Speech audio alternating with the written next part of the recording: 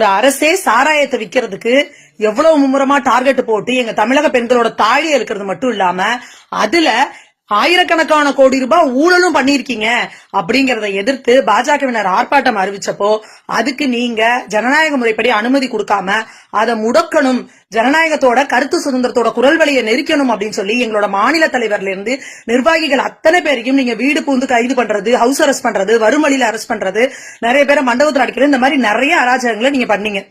இப்போ எங்க மாநில தலைவர் என்ன சொன்னார் அப்படின்னா, வரும் வாரங்கள்ல டாஸ்மாக்ல முதல்வரோட படத்தை எங்களோட மகளிர் நிர்வாகிகள் போய் ஒட்டுவாங்க அப்படின்னு சொன்னாரு. அதை நாங்க செஞ்சுட்டு இருக்கோம். அதுக்கு இங்க ஒட்டுமொத்த காவல்துறையும் என்ன பண்றீங்க அப்படின்னா, எல்லாரும் போய் டாஸ்மாக்கு காவல் இருக்கீங்க. ஏங்க, காவல்துறை அதிகாரிகள், நீங்க ஒரு காவல்துறை அதிகாரியே நீங்க வரணும்னா அதுக்கு நீங்க எவ்வளவு எக்ஸாம் எழுதணும், அதுக்கு எவ்வளவு பெரிய பிசிக்கல் டெஸ்ட் இருக்கு. இப்படி எல்லாம் இன்னைக்கும் தமிழ்நாட்டுல காவல்துறை அதிகாரிகள் அப்படின்னா ஒரு மிகப்பெரிய மரியாதை இருக்கு.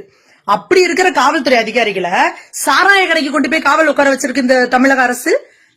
அப்போ நீங்க தான் தமிழக அரசுல எல்லாத்துலயும் உங்க ஸ்டிக்கரை ஒட்டிக்கிறீங்க, முதல்வரோட படத்தை ஒட்டிக்கிறீங்க. அப்ப தமிழக அரசு நடத்துற டாஸ்மாக் தானே, டாஸ்மாக்கு அப்ப நீங்க தானே ஓனர். இது மட்டும் இல்லாம இந்த டாஸ்மாக்கு சப்ளை பண்ற ஆலைகள் எல்லாமே உங்க திமுக கட்சிக்காரங்க தான் பெரும்பாலும் வச்சிருக்காங்க.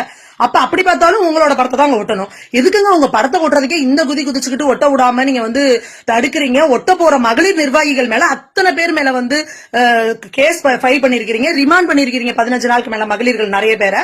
எதுக்குங்க இவ்வளவு பெரிய ஒரு இதுக்கு பேர் தாங்க பாசிசம். ஒரு பாசிச திமுக அரசு இங்க தமிழக மக்களோட குரல் வழியை நெரிக்கலாம், திராவிடம்னு பேசிக்கிட்டு தமிழர்களோட அடையாளம் இல்லாம ஆக்கலாம் அப்படின்னு நீங்க நினைச்சீங்கன்னா அது ஒரு காலமும் நடக்க போறது கிடையாது.